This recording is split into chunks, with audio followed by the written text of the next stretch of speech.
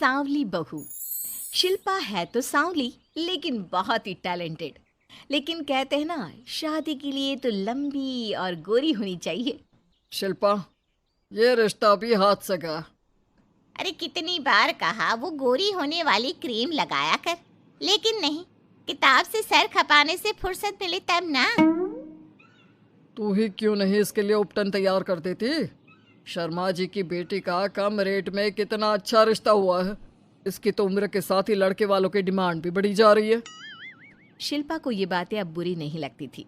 लगे भी क्यों, बचपन से सुन जो रही थी वो ये सब कुछ। उसके लिए ये तो मात्र एक कान से सुनना और दूसरे कान से निकाल देने वाली बात थी। फिर एक रोज, पापा पापा मेरी नौकरी लग गई है। वाह, अच्छा। कहाँ बेटा? न्यूज़ चैनल में पापा, खबरों को लिखना होगा। हाँ, वैसे भी तेरे जैसी सांवली शक्ल की लड़की को कौन पर्दे पर आने देगा, क्यों? चल, 4 पैसे कमाने लायक हुई है तो लड़के वालों को बोल देंगे कि कमाती भी है। फिर शायद कोई कर ले शादी। हाँ सही कह रहे हैं। वैसे बेटा कल शाम को एक लड़का और आने वाला है, उसे भी देख लेना। शिल्पा को इस बार गुस्सा आ जाता है। अच्छे न्यूज़ चैनल में नौकरी लगने की खुशी भी माँ पापा के चेहरे पर नहीं दिखती। अगले रोज ऑफिस से शिल्पा घर आती है तो सामने बैठा होता है हिमांशु। हिमांशु शिल्पा को देखता है तो पहली नज़र में तो वो उसे पसंद नहीं आती, लेकिन फिर भी फॉर्मेलिटी तो करनी थी। हाँ, ओके, तो क्या शौक है तुम्हारे और खाने में क्या क्या बना लेती हो? मुझे पढ़ने लिखने का शौक है। खाना बनाना नहीं आता, बिल्कुल भी नहीं आता। पर फिर भी क्योंकि ये रिवाज है कि बहू को खाना बनाना होता है तो थोड़ा बहुत बना लूँगी, लेकिन उतना ही वक्त किचन को दे पाऊँगी जितने में मेरा काम, मेरी नौकरी सफ़र ना हो। बाकी भूख तो तुमको भी लगती होगी, तो खाना बनाने की जिम्मेदारी दोनों की ही होगी, है ना? शिल्पा बोले जा रही थी, बोले जा रही थी। अब तक जिन लड़कियों से हिमांशु मिला था, शिल्पा उन सब से अलग थी। वो ऐसी ही तो लड़की चाहता था। शिल्पा से बात करने के बाद, ठीक है, फिर शादी 2 महीने बाद करेंगे। वो क्या है ना, खाना बनाना भी तो सीखना होगा ना। मुझे मंजूर है। शिल्पा को भी हिमांशु अच्छा लगने लगता है। दोनों की शादी हो जाती है, लेकिन शादी के बाद से ही हिमांशु का परिवार शिल्पा के रंग को लेकर कई बातें बनाता। क्या बात है हिमांशु, क्या कमी हो गई थी जो ऐसी काली सी बहू ले आया? काली काली तो नहीं है। हाँ, मेरी शिल्पा का रंग हल्का सांवला है। वैसे आप तो कृष्ण की भक्त हैं, जानती है ना, उनका रंग भी सांवला था। अब सांवले रंग के कृष्ण की पूजा, तो सांवली मेरी बीवी खराब कैसे? बात तो सही भी थी। क्यों सांवला रंग खराब माना जाता है? शिल्पा पति का तर्क सुन रही थी। थोड़ी देर के बाद, क्या बात है, शब्दों का जादू आ गया। क्या तर्क दिया आपने सांवले रंग के समर्थन में? तो क्या तुम ही पत्रकार हो? अरे तुम्हारा पति भी कम नहीं है। शिल्पा रोज एक नई तरक्की छू रही थी। कभी विदेश दौरा तो कभी बड़े बड़े लोगों का इंटरव्यू। एक दिन, सुनो, आज का दिन बहुत खास है। मैं मुख्यमंत्री जी का इंटरव्यू लेने जा रही हूँ। अरे वाह, क्या बात है, सही है यार। तभी ससुर आ जाते हैं। बहू, थोड़ा मेकअप भी कर लेना, वरना काली काली फोटो सब जगह आएगी।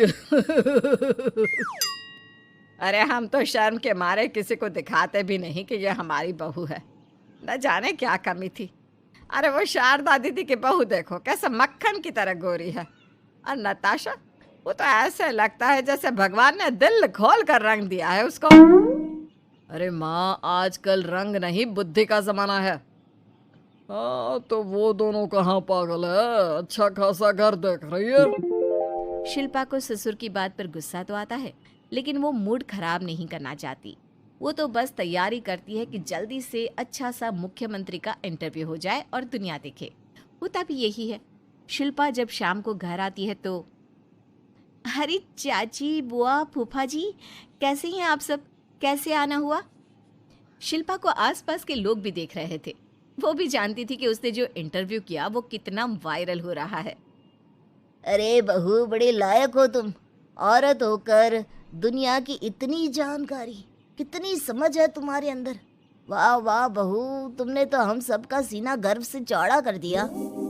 सास ये सब देखकर सोच रही थी कि भाई ऐसा भी क्या हो गया, इन्होंने तो बहू को हीरो बना रखा है। मैंने तो शिल्पा को उसी दिन समझ लिया था जब पहली बार मिला था। मैं तो जान गया था कि ये लड़की अलग है। कितनी प्यारी आवाज़ है इसकी और समझ भी लाजवाब। तभी बुआ सास बोल पड़ती है, और एक हमारी बहू है, सारा दिन टिकली बिंदी पर ही लगी रहती है।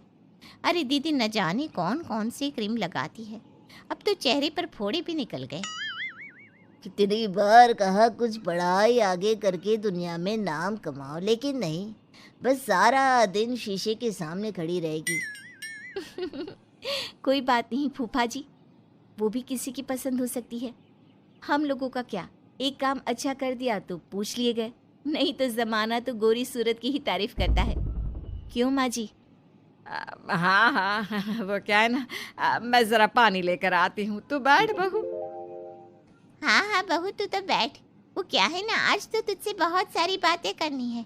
ये बता, कैसे दिखते हैं मुख्यमंत्री जी सामने से? जैसे टीवी में दिखते हैं वैसे ही दिखते हैं क्या? आए दिन लोग शिल्पा से मिलने आते, उसे अपने स्कूल या दूसरी जगह पर चीफ गेस्ट बनाते। ये सब देखकर पति तो खुश होता, लेकिन सुंदर बहू का सपना सास की आंख से उतर ही नहीं रहा था। फिर एक रोज, शिल्पा, पापा कहाँ है? माँ जमीन पर गिरी पड़ी है, वो बेहोश हो गई है। शिल्पा की सास को गंभीर बीमारी हो जाती है और फिर आप लोग अपनी माँ की किसी बात को मना ना करना, उनका दिल कमज़ोर हो चुका है। दिल में कोई बात लगेगी तो उनके हार्ट अटैक आने के चांसेस हैं, तो समझ रहे हैं ना। कुछ दिनों में ठीक होकर सास घर आ जाती है और फिर एक दिन, देख बेटा, मैं मरने से पहले एक सुंदर बहू का चेहरा देखना चाहती हूँ। अरे मैं नहीं चाहती कि तू इस काली कलूटी के साथ रहे, छोड़ दे इसे। अरे कल को तेरे बच्चे भी ऐसे काले पीले पैदा होंगे और फिर हमारा खानदान देखने लायक नहीं होगा। शिल्पा सुन रही थी, वो परेशान हो रही थी। वो सोचती है कि एक बार वो अपने पति से बात करके देखेगी। सुनिए ना, मुझे आपसे बात करनी है। मुझे भी शिल्पा, मैं माँ के बिना नहीं रह पाऊंगा, तुम समझ रही हो ना। शिल्पा को दुख होता है, लेकिन वो क्या करती। वो हिमांशु को तलाक देने का सोच लेती है और फिर शिल्पा, माँ की हालत फिर खराब हो रही है, क्या करूं? माँ को सबसे बड़े अस्पताल में भर्ती करना होगा। लेकिन वहां तो बेड के लिए बड़ी बड़ी सिफारिश करनी पड़ती है। हाय रे, मेरा मन आता है, मैं मर न जाऊं, मुझे बचा ले बहू। शिल्पा को हैरानी होती है कि वो करे तो क्या करे। पर माँ जी, मैं कैसे? बेटा, मुख्यमंत्री जी से बात कर ले, उनसे बड़ी सिफारिश किसकी हो सकती है? तू बोलेगी तो शायद तेरी सास की जिंदगी बच जाएगी। शिल्पा सिफारिश से सास को बड़े अस्पताल में भर्ती करवा देती है, जहां लंबे समय बाद सास ठीक होती है। लेकिन इस बीच एक दिन भी शिल्पा उन्हें देखने नहीं जाती। सास जब घर आती है तो एक सुंदर सी लड़की उनका स्वागत करती है। ये कौन है और शिल्पा कहाँ है? मुझे तो मेरी बहू ही चाहिए। माँ, कैसी बात कर रही हो? तुमने कहा था ना कि शिल्पा काली है और तुम्हें काली बहू नहीं चाहिए। ये रीना है, तुम्हारी बहू। नहीं नहीं, मुझे माफ़ कर दो, मुझे तो मेरी शिल्पा बहू ही चाहिए। उसी के कारण आज मेरी जान बची है। मैं नहीं समझ पाई कि सुंदर शक्ल से ज़्यादा सुंदर दिल और आचरण होना चाहिए। लेकिन अब क्या, अब तो देर हो चुकी थी। हिमांशु भी जानता था कि आत्मसम्मान वाली शिल्पा अब उसकी जिंदगी में वापस नहीं आएगी। अब तो शिल्पा को वे लोग बड़े बड़े चैनल की स्क्रीन पर देखते और अफसोस करते। शिल्पा चाहती तो कभी तुम्हारे लिए सिफारिश नहीं करती। अब तो आसपास के लोग भी घर नहीं आते। लोगों को लगता है कि शिल्पा ने हम लोगों को छोड़ा क्योंकि हम उसके लायक नहीं थे। सही बोल रही है माँ, हम ही तो उसके लायक नहीं थे। शिल्पा जैसी समझदार, पढ़ी लिखी, दुनिया की समझ रखने वाली लड़की को मैंने छोड़ा, सिर्फ आपके कहने पर। अब ये गोरी लड़की आपकी बहू हो सकती है, लेकिन मेरी बीवी कभी नहीं। हिमांशु वहां से चला जाता है।